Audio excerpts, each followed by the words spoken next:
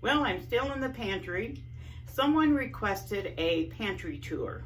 Now, mine's not as nice and fancy as some of these you're going to see out there, but I'll give you a little sneak peek of what I got going. Now, someone had asked me if they could see what the rest of my shirt said.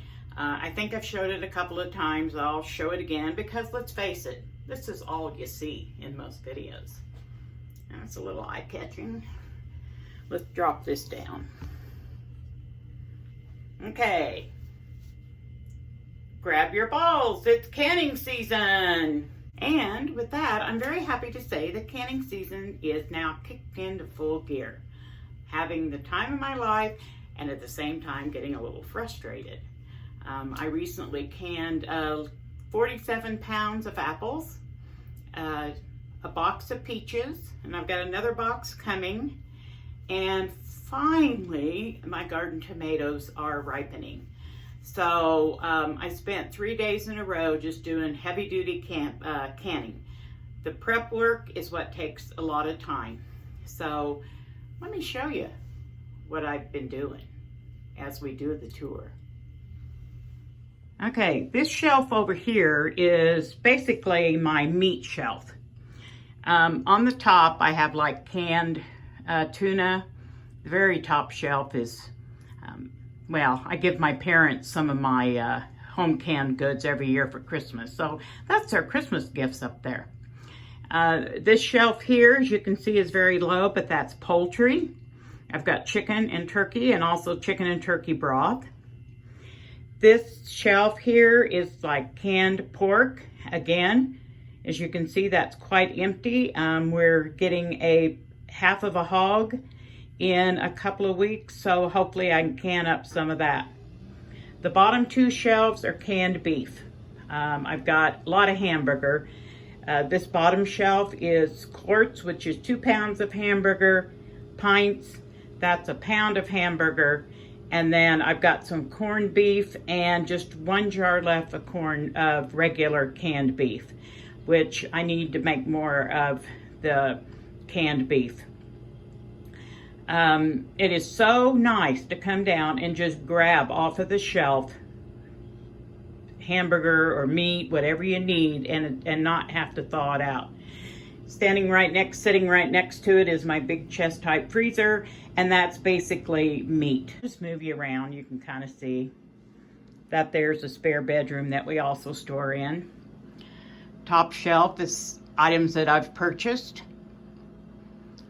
This shelf here is also some items that I've purchased, along with just a small amount of canned milk. I also have powdered milk.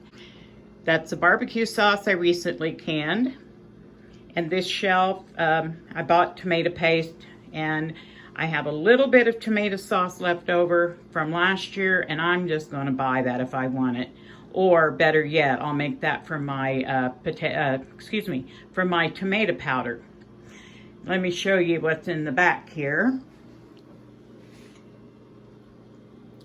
I had just a few tomatoes, lots of bell peppers and onions, so I canned some tops. Tomatoes, onions, and peppers, which are great for making sauces. I have canned potatoes here that I've done, carrots and corn that I've done this year. On this shelf down here are tomatoes. These over here are left over from last year, and I'm so thankful to have those because my tomatoes aren't doing very well. So far, I've only got 4 quarts and 1 pint. I've got a little bit of tomato powder, and hopefully there'll be more. And then on the bottom shelf, I have some green tomato relish and some salsa verde. Then I'm going to move over here, items that I've purchased. This is my pumpkin. As you can see, this jar in the front is from 2017, and behind that is from last year. My plan is to go ahead and drain all this off, make a puree, and make a batch of pumpkin powder from it, which I use a lot. There's the peaches I just canned, and my apples turned out to be a little bit of a flop. Some of them were good, and some of them turned into apple mush. And then green beans, I did have to buy some last year. The canned beans are leftover from last year, but this year I was able to can enough green beans that we should be okay. On this shelf and on the very bottom shelf down here are beans.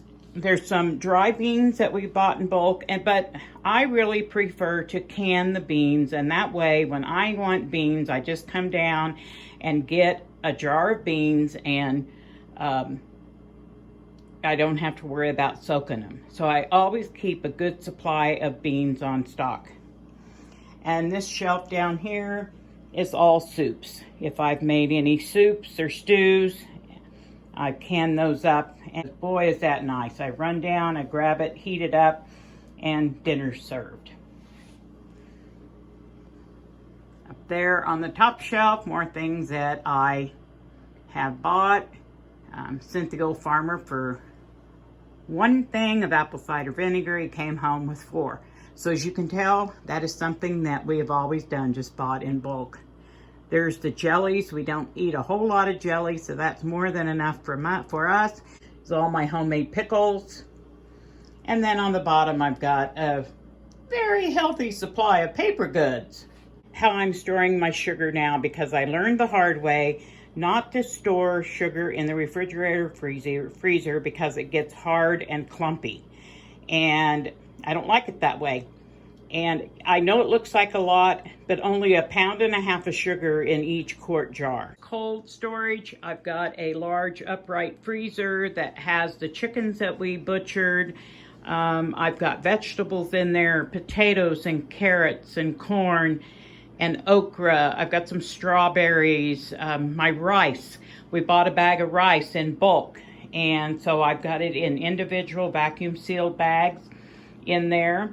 Butter, when butter goes on sale, we stock up. I've got an old refrigerator here. I'll talk about what's in there. And then come back around, there's my chest type freezer. I've got you setting on top of the deep freeze, which is right next to the refrigerator, which is right next to the upright freezer, so you're liable to hear some background noise, and well, that's what it is. I'm getting pretty good at making ghee. As you know, we buy raw milk, and I usually get at least 1/2 gallon of cream that I skim off every week. From there, I make butter and then turn it into ghee, or clarified butter, same thing. The reason I like to keep this around, it's shelf stable and it lasts a really long time. I do store mine in the refrigerator, and then as I use it, I'll keep it up on my kitchen cupboard. Y'all know that I render lard and tallow. Lard is the leaf, L-E-A-F, fat from a pig. Tallow is from cattle in my case. I think you can get it from bear and other animals, but I prefer the lard for baking, and tallow, it makes great for frying. You make candles, you can make soap, and you can even polish your leather boots with tallow. But I like having this on hand.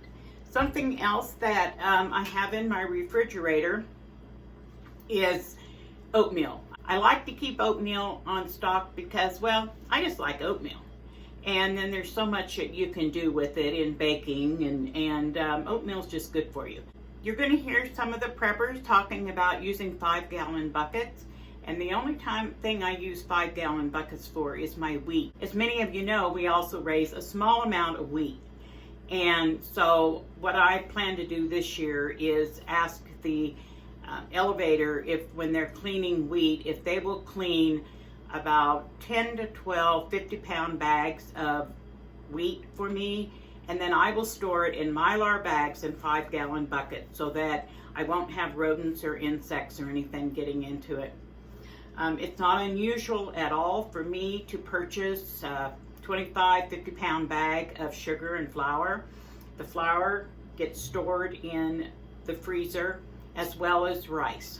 When we buy large bags of rice, I'll put it in individual bags and then put it down in the freezer.